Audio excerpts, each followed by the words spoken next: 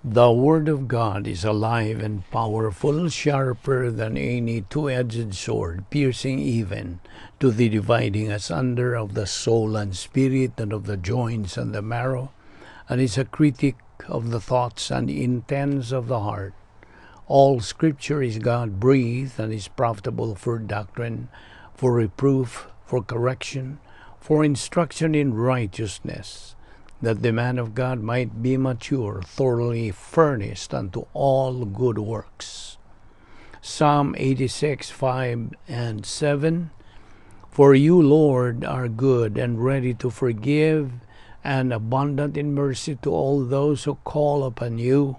In the day of my trouble I will call upon you, for you will answer me. James 4:8. Draw near to God, and He will draw near to you. Cleanse your hands, you sinners, and purify your hearts, you double-minded. Psalm 55:17. Evening and morning and at noon I will pray and cry aloud, and He shall hear my voice. Mark 16:15, and He said to them, Go into all the world and preach the gospel to every creature. 2 Timothy 2:1-2. You therefore, my son, be strong in the grace that is in Christ Jesus. And the things that you have heard from me among many witnesses, commit these to faithful men who will be able to teach others also. Before we start our Bible study nining adlaw, samas nandan gikinahanglan ng atong susi sa atong tagsatag sa kakalag kung napapagiti mga sala, ato kininganlan, ato kining isugid nga tustubangan sa Dios nga mahan, aron dili kini mahimong babag ali sa atong pagabuhatong pagtuon sa pulong sa Dios niining adlaw. 1 John 9 is what we have to use. If we confess our sins, God is faithful and just to forgive us our sins and to cleanse us from all unrighteousness. Alang kanimo higala nga wala pa'y kaluwasan, tumuo ka kang Ginoong Hesus ug ikaw maluwas.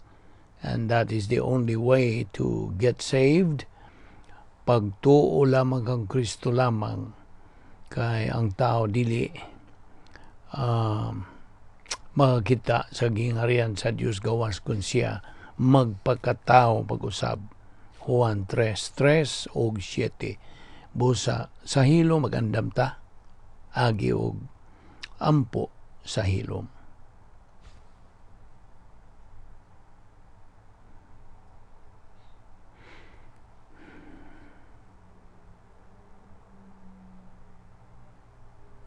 Amahan namong langit noon, nagapasalamat kami kanimo ning lain sa among higayon sa among pagtuon sa imong balaang pulong. Ubani kami karon, pinagis pagtudlo kanamo sa balaang Espiritu Santo tangtanga ang mga babag nga niya sa among nauna, aron dili kini mahimong ali o sagabal sa among pagabuhatong pagtuon sa imong pulong ning adlaw. Kining tanan among ipasalamatan sa ngalan ni Ginoong Hesukristo. Amen. Maayong adlaw sa tanan nato mga subscribers, mga higala, mga igsuon din ni Kristo. Welcome everyone. Atong giingon kanimo. Well, niya pakita sa atong giduputan nga pagtulunan the protocol plan of God. Atong gisgutan sa miaging mga adlaw, nangagi nga mga adlaw like yesterday. Atong ingon kanimo nga o pahinumdom kanimo nga ang atong Kristohanong kinabuhi dili gayud mo abante, dili mo sibog sa unahan apart from learning Bible doctrine. Busa mo kini atong ginabuhat adlaw-adlaw, pagtuon, pagkaton, pagtuo, paggamit sa pulong sa Dios. Ayaw to kalimti ang atong slogan ning atong ministry, Operation SLBA. So, Bible doctrine, as we know, reveals the treasures of God's plan for us. So, sa atong pagpadayon sa abante, pagsibog sa unahan, gikan sa atong pagkabata nga Kristohanon, ngadto sa espirituhanong pagkahamtong, and then diha pa kita makasugod sa pagtuman sa protokol nga plano sa Dios. Niya kita sa phase 2, hinumdumi ka na. Phase 2 sa plano sa Dios. And this is what we have to focus right at this point in time. 2 Peter 3:18, ako na po ning ikutlo, but grow in grace and in the knowledge of our Lord and Savior, Jesus Christ. Kay gawas pa ni ining maong mando, gikinahanglan nga atong sundon ang uban nga mga panginahanglan nga atong subayon o atong tumanon. Aron sa unyana, inigabot na nato dito sa eternidad, uban sa Dios. Sa phase 3, sumala sa 1 Pedro 1:4 ug 5, and into an inheritance that can never perish, spoil or fade, kept in heaven for you. Alang ka natong mga magtutuo nga magmadinaugon. Well, of course, doon naman tayo kabubuton, may mugod o kanang padayon kita sa pagsibog sa unahan aron kita makakaton o makakabot, sa pagkahamtong espirituhanon. Nga diin mo na ka na ang imong paghimaya sa Dios. So, when we depart from this world, as we have said, we are going to face God. 2 Corinthians 5:8. And when we get to heaven, we will be there uban sa atong binanhawng lawas minus sa atong kinaiyang makasasala. Wa na tayo kinaiyang makasasala dito, busa wa na sala dito. So, gitawag na taog believer in eternity. Inigadto na nato dito sa langit uban sa Dios. So when we get to heaven, we're going to see and come face to face kang Ginoong Jesucristo uban sa iyang binanhawng lawas o kita sa uban sa atong binanhawng lawas. Kita. So dito sa langit, we're going to know each other. Ako ka na manghiingnan niya na. Akong ibalik na po. Mag-ilhanay ta dito sa atong mga hinigugma nga miuna na nato. So magkita ay kita dito. So let's review. God's plan has 3 phases, namely salvation, believer in time, and believer in eternity. Sa phase 2, mando kini sa Dios. Di man mando kini sa Dios nga kita pa tubuon diya sa grasya o kay balo kang Ginoong Jesucristo. 2 Pedro 3:18 nga we take in the mind of Christ. 1 Corinthians 2:16.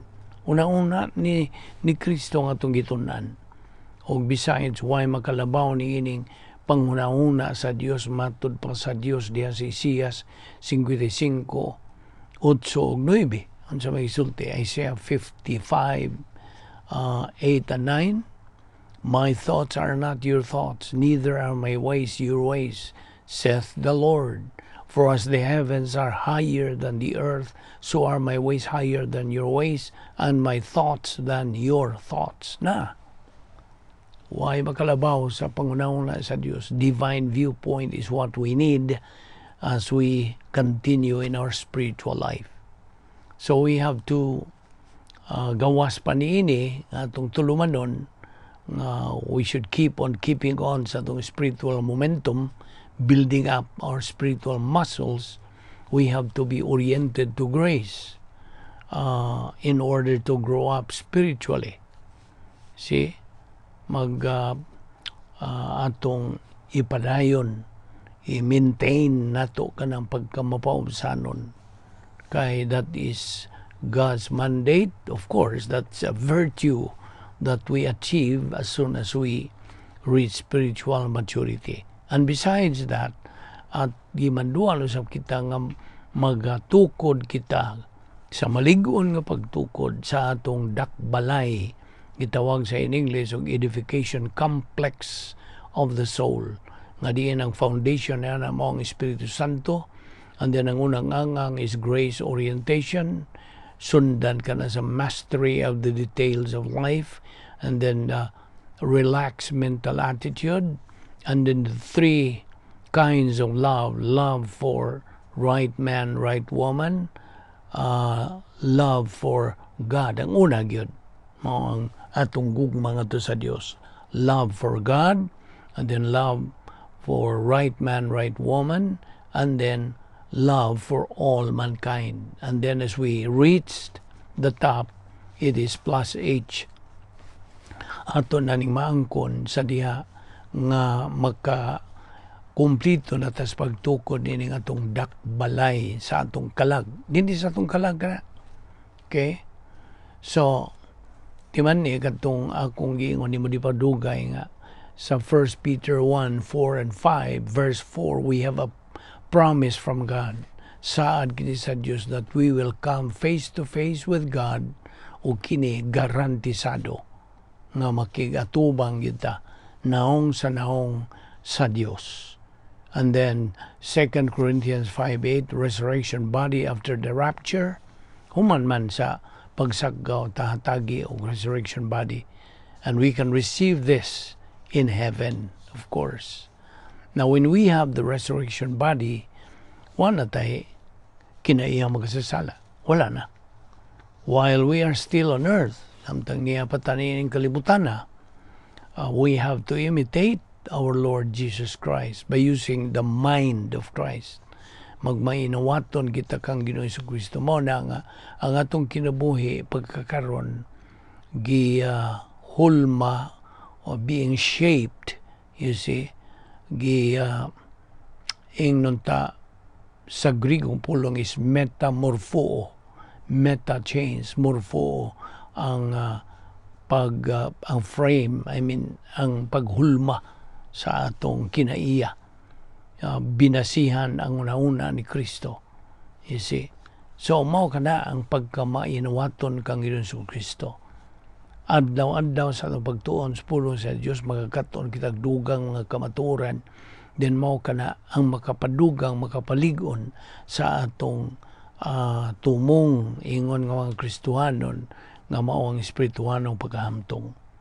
So, kitang mga magtutuo as we continue in our spiritual life must live in the light of eternity, pinagi sa atong spiritual momentum, filled by the Holy Spirit, executing the unique spiritual life. Di man nga ang eternidad garantisado na, gigarantiya na kana sa tanan nga mga magtutuo. Eternity is guaranteed to all believers. So if you are a believer, nagpaminaw ni atong pagtuo niini, then kupti ka na sa hugot nga kana ang garantiya sa Dios nga ang eternidad gigarantiya na sa Dios alang kanato. Apan pangutana, why is it that there are believers who are afraid to die? Ako na po ning gibalik o pangutana nimo, ngano man na pa may mga magtutuo, mga igsuo nato, mga luwas nga kung maghisgot na tao gawan tayo mahadlok man, ngano man. Well, doon ay tulo ka tubag niya na. Ako naman sa kang hatagan nining maong tubag, ang nag-unag yun ini, wa sila kaalam sa kamaturan. No knowledge of truth. Ngano man, nga may knowledge of truth. Tungod kay negatibo man sila.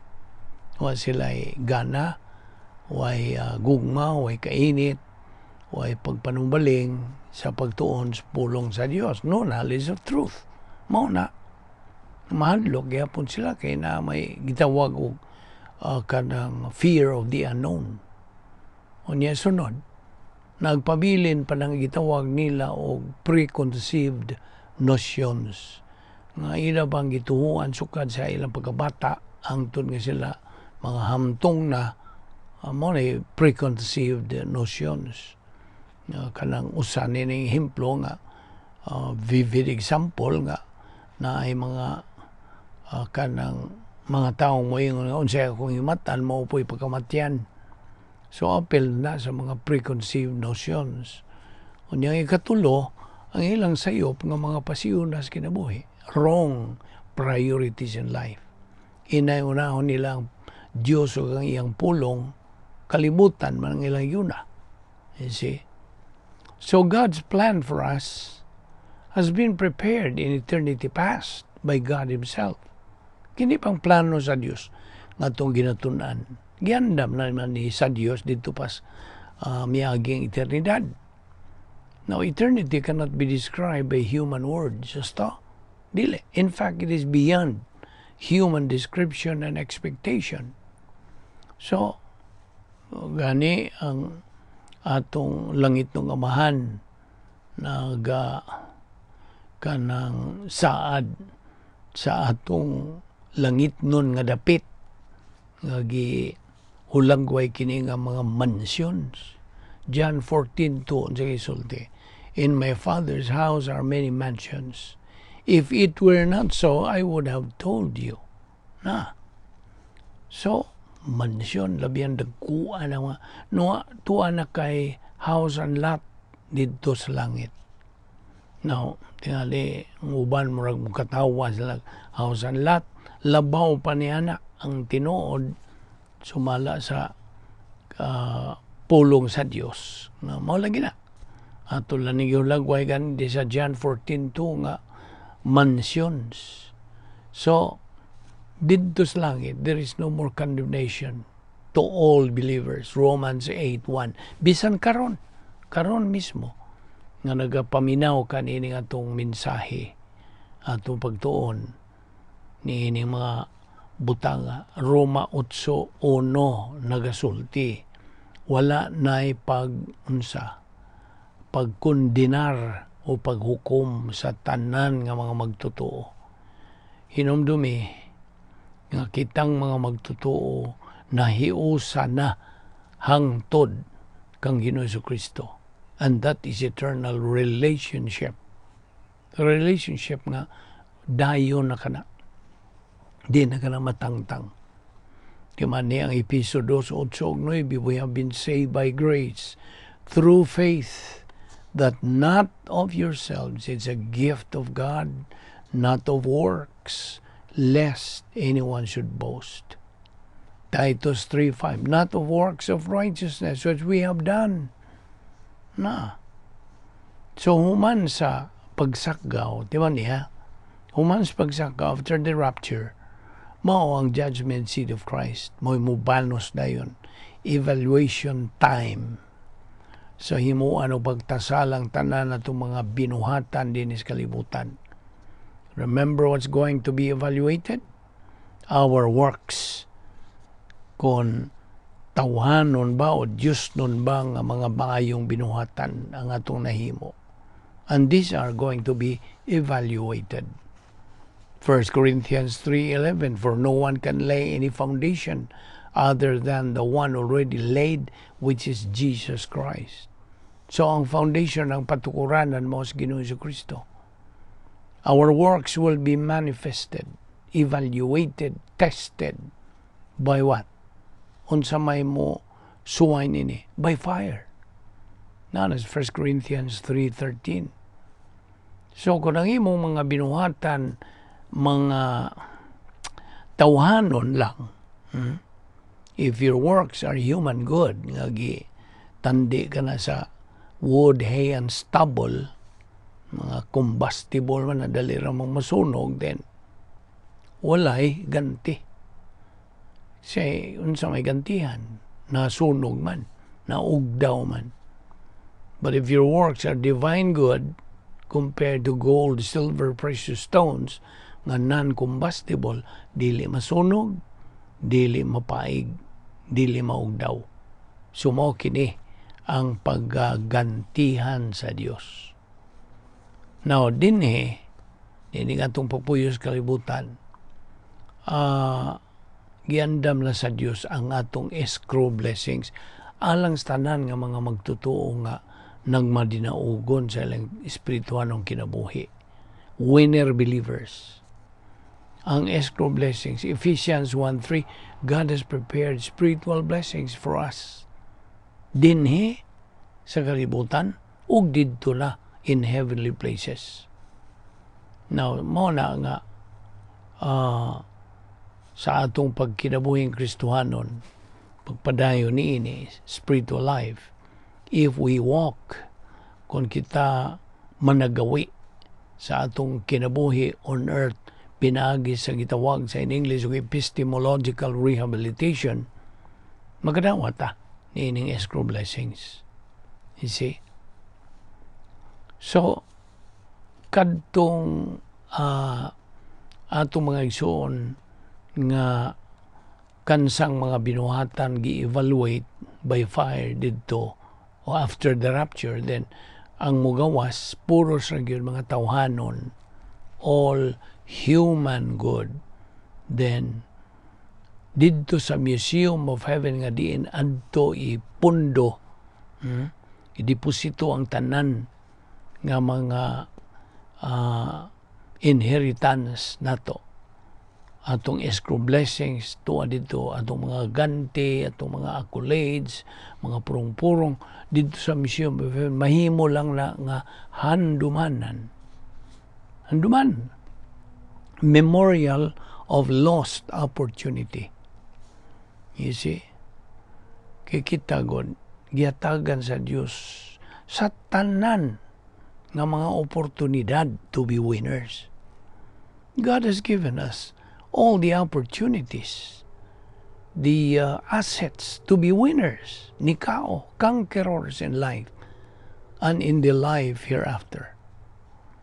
So, kung imong kabubuton moingon nga mapildiro lang gyud ko, di ko gusto madinaugon, okay, that's your choice. You see, di man ang Dios way paghunong sa iyong pagsangkap sa tanan natong mga gikinahanglan. Therefore, God wants us to grow. He mandates us to grow spiritually by studying Bible doctrine on a daily basis. 2 Peter 3:18. Kay kita, we are expected to become winner believers in this world. You see, naon sa man mo pagka-winner believer kung wa ka lagi pagtagad sa imong espiritualong kinabuhi, wa kay pagtuon sa kamatuoran. You see, your mind is empty. Kanang kabahang lang. Puno lang yun ng mga garbage. Why kamatuoran? So you cannot become a winner believer. Instead, magtutuo ka, luwas ka, apan ang imong kinabuhi miserably. Because you are a loser believer. You are a product of your decision. Why mabasol ikaw ra? So, every believer is expected to reach capacity stage. You see? Capacity stage mo yatong tumong. Nga mao na ang sa the other name is spiritual maturity. Aron sa ingon niya na, paminaw. Kitang matag usa ka natong mga magtutuo is expected to reach capacity stage in order for us to receive temporal blessings. Kanang nga akong giingon nimo ipadugay nga escrow blessings. Blessings, success, prosperity, promotion. Mao ni mong madawat kung ikaw magkakabot na sa capacity stage. Mga panlangin, mga kalampusan, mga kauswagan, o promosyon.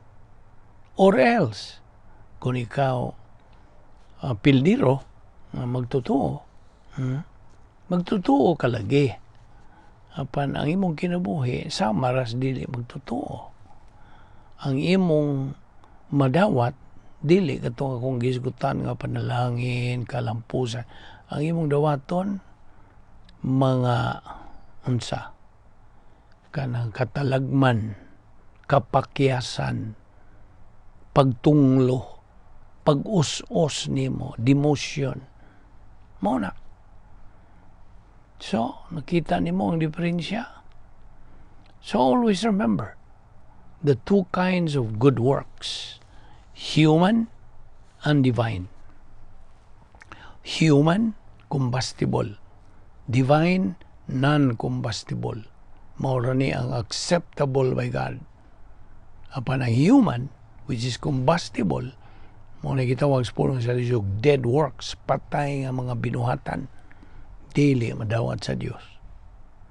Kay ayaw na ni kalimting bersikulo nga ang atong mga binuhatan himuan og pagtasal.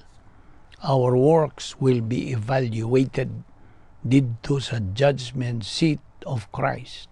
1 Corinthians 3:10.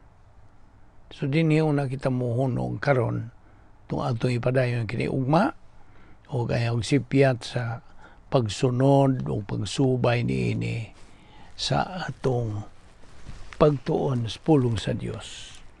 Magampo tabala na mga Dios. Nagapasalamat kami kanimo sa imong grasya. Grasya nga among gipaymusla ni adlaw pagtuon sa imong kamatuoran. Salamat dada kami pagbalik uma din hiyaron kami magkapadayon. Yung among spiritual momentum pagpatubo sa among kalag hangtod makabot kinamong capacity stage, which is the spiritual maturity. Kining tanan among ipasalamatan sa ngalan ni Ginoong Hesukristo. Amen.